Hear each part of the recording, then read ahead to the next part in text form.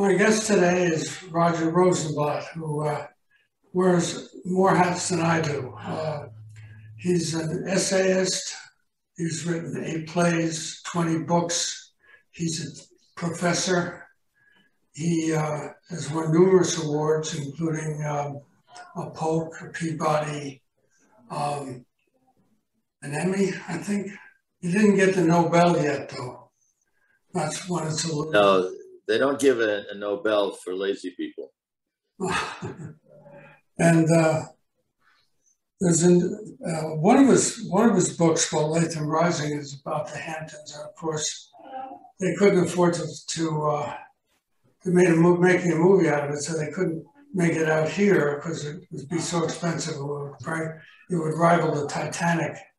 So they're doing it, I think, up in Canada.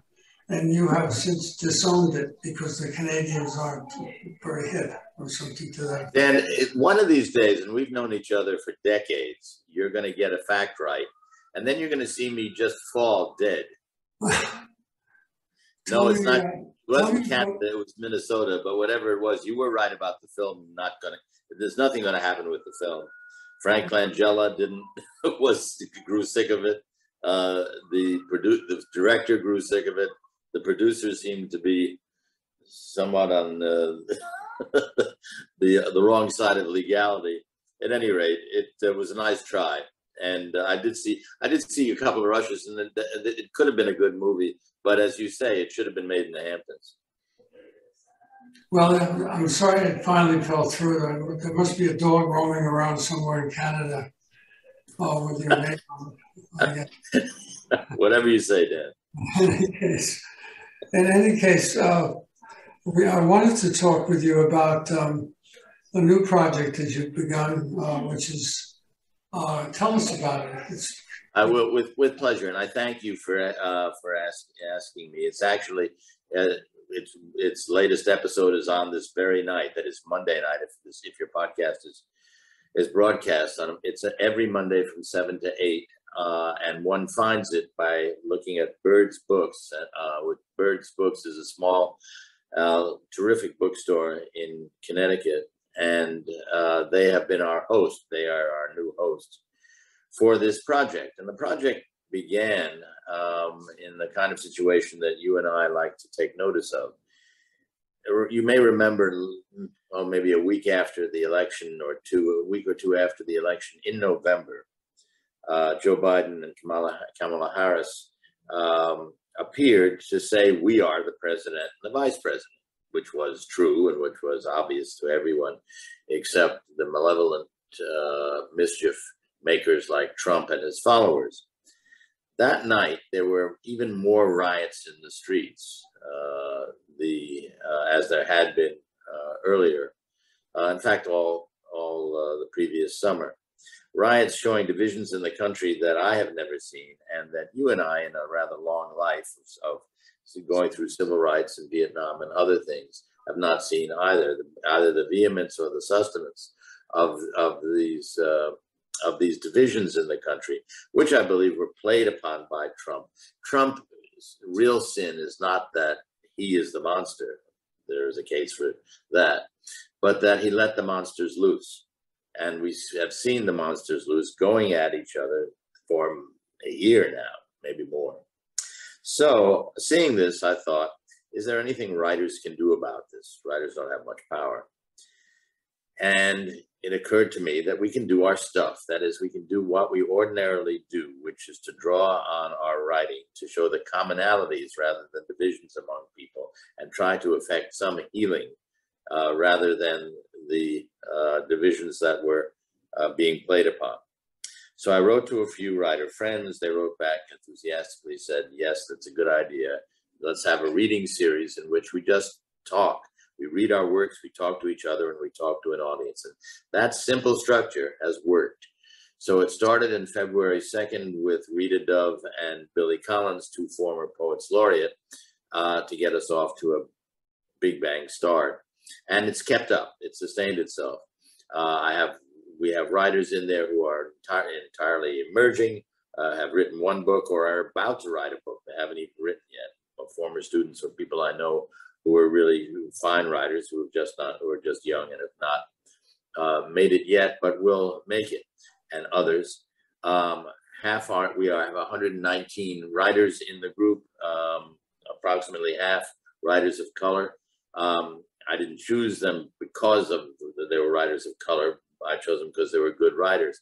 But I can't tell you that it wasn't out of my mind, because I wanted to see on the screen, which everyone will see, black and white and tan and white and all the colors in between, to show that these divisions are preposterous.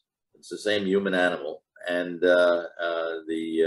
and who thrive in one another's company rather than going at one another's throats. So that's it, Dan. It's a long-winded answer to your question. Write America started.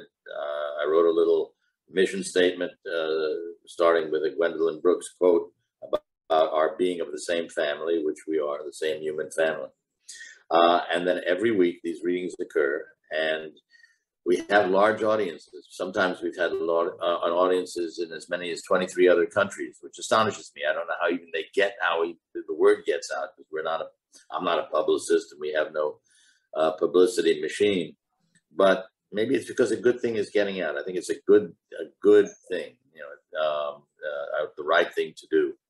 We went 1 year, it went so well. We're going into 2022, and there you are. That's the answer to your question. How many people are watching this and listening to it? They have audiences as few as 200, and we've had audiences as large as 600 to 700. Wow. Well, that's a wonderful, wonderful project, and it's all based out in, at this point, Connecticut. Yeah, it was at Book Review, and you and I know Book Review. Book Review, that store closed is a crime. It was the largest independent bookstore on Long Island. Really good place, and the kind of place that you and I grew up with. Big, sprawling tables full of books. You walk around there and just enjoy the whole atmosphere of it. Anyway, through one reason or another, that closed. That used to be our host. So I called Alice Hutchinson of Bird's Books. They did an interview with me some time ago, and I remember her as being extremely smart and very nice, and asked if she'd be interested in taking us over, being our host, and she was. And tonight will be the second. That is tonight, October 4th. Is that right? The October. What is today? The 11th. Yes, the 11th. Will be the second in the revived series of Write America. And how often does it happen? Once a week? Once a week, and then once in a while a special event. I had a special event discussion with Rita Dove on the occasion of the publication of a new book. I'm going to be speaking to Norman Lear on October 20th, another special event. Richard Ford is going to do a special event memorializing E.L. Doctorow. Billy Collins is going to do a special event memorializing Frank McCourt. And then at another point, I'll be talking to Alan Bergman, the great lyricist, about his work. So dotted along the line, there will be special events, but the basic story is just writers reading their work, talking to each other, and talking to an audience. So this would be birdbooks.com? You look it up, Birds, BYRD ' books, Write America. Birds, Books, Write America.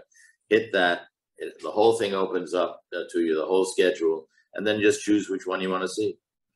I see. You've been a long-time resident of Prague, and we have about 10 or 15 minutes left. So I wanted to talk to you about your time here and I watched you perform a terrific monologue at Bay Street a couple of years ago. I think maybe it was last year. I don't know. Time flies. I know. So you've been involved with the Writers' Weekend in college. Talk a little bit about the things you've done while you're out here, and I presume you're writing. Yeah, I mean, I continue to write. Prague was perfect for us, Dan, because when Ginny and I came, we spent a year living in Vermont. We'd been living in Washington, And every writer, as you know, has to live in Vermont. It's the law. You have to go there and write a book that nobody's interested in. And I certainly did that. And when we came back from Vermont, we went out to the Hamptons. My family had gone out to the Hamptons when I was a kid, but it was just too much for us. There's just too much chatter. I think you have a better temperament for this than I do, but I can't go to parties, parties, and parties. And I'm not exaggerating when I say we were renting a house in Bridgehampton. There was a party every night, and same people at the party, usually the same conversations. So we said enough of this. Even though we love the ocean, we'll go back to Vermont. And our daughter, who was working in a tennis club in Quogue, said, "Why don't you look at Quogue," of which we had not heard. "Why don't you look at Quogue? It's as dull as you are." Sure enough, she was right. We went to Quogue. We liked it. It was just as dull as we are, and we settled there. And then I was teaching. I had this teaching job at LIU, which became Stony Brook University, as you know, when Stony Brook took it over. And I've been teaching there ever since in the MFA program, MFA in writing program, doing the summer conferences and doing occasional things such as the one-person show you were kind enough to mention, and enjoying your company and those of a few people who I'm lucky enough to have met. Well, you know, Quogue got its reputation because of its geography. From people I know who live in Quogue, it works like this. Well, there's this event we should be going to in Southampton. But you know what? It's a little too far. And, I think maybe what's going on in West Hampton? Nothing, not much. All right, so that's it. That's our social life tonight. What's going on tomorrow? You're so right. That's great. Yeah. In the meantime, I don't know if you read about this. It's a sad story. A young man was, I guess, about 22 years old, was killed in a car accident going 106 miles an hour in Quogue. I know the whole thing. The whole thing was a tragedy, and anybody who's made that turn, I made it for 27 years, knows it's a dangerous turn. You cannot see who's coming at you around that turn. So something, it's the saddest way to correct something, but I hope something is done to make that a safer turn. Well, it should be done because I think there's a hedgerow law. You can't go to within 3 feet or 4 feet of a corner where you're coming into traffic. And I don't know, I think it's loosely enforced by the Leaf Committee of one town or another. It's a terrible waste of lives. Well, how many? 5 died? 4 or 5 died in that crash? Yeah, it was a Uber crash. Very, very sad story. Terrible, terrible. Do you have a view about the airport? Have you been reading about this? About what, Dan? About they're talking about closing East Hampton Airport. Oh yeah, no, I did not know that. Oh, it's all over town. Unlike you, I don't have a private jet, so these stories actually just sail above my head. Well, it's going to ripple down from, if they close it, they're talking about making it into a giant park or something like that. And it's a very interesting story that I have been following. And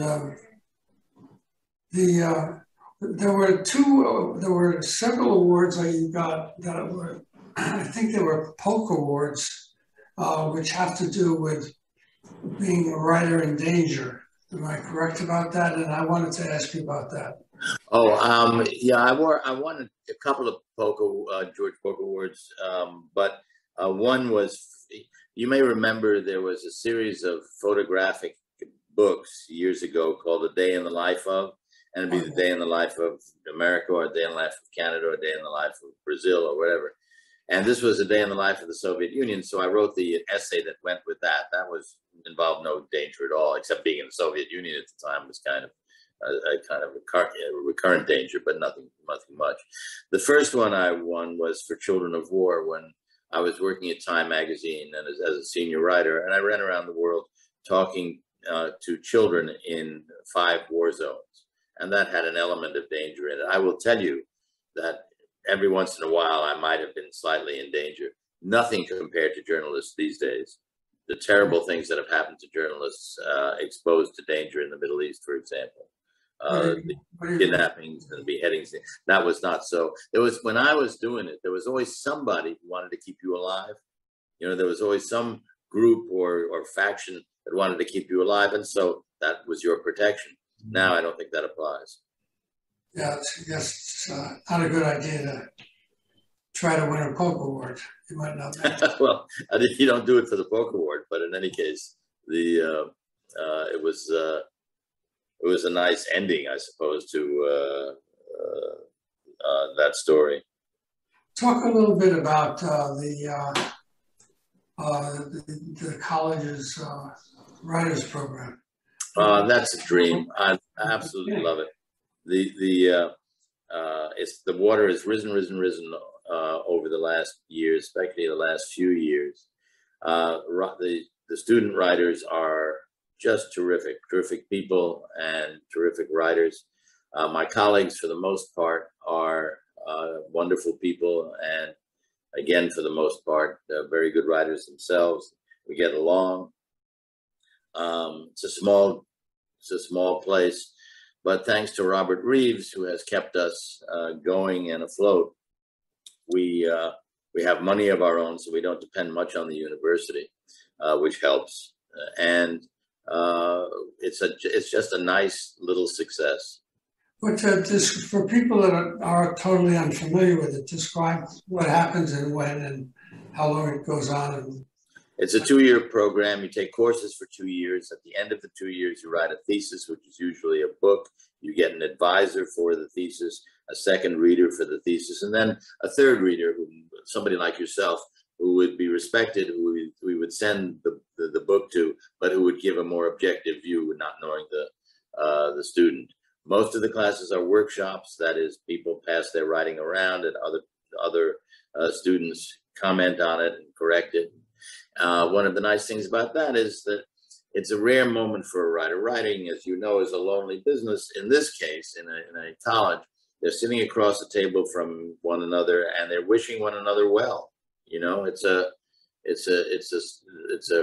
supportive, encouraging environment.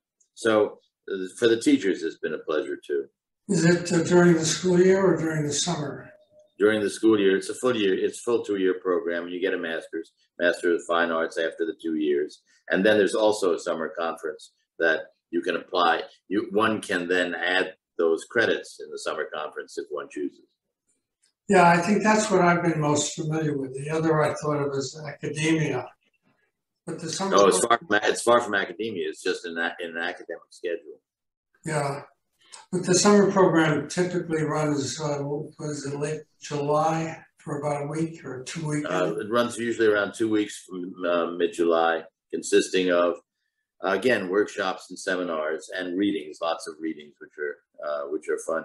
I've missed it because we've gone virtual, as you can imagine, in the last couple of years. This coming summer, I think we will be live, which would be fun. If I am live, I would be happy to join. Well, I can attest to it. I think, well, actually, I'm not sure because this is on Zoom. I can't tell if you're alive or not. You never were able to. I can't tell myself. I'm on your side. I guess when you wake up in the morning, you probably have your first look at whether you're alive. I prefer not to. That's it. My guest today has been Roger Rosenblatt, who's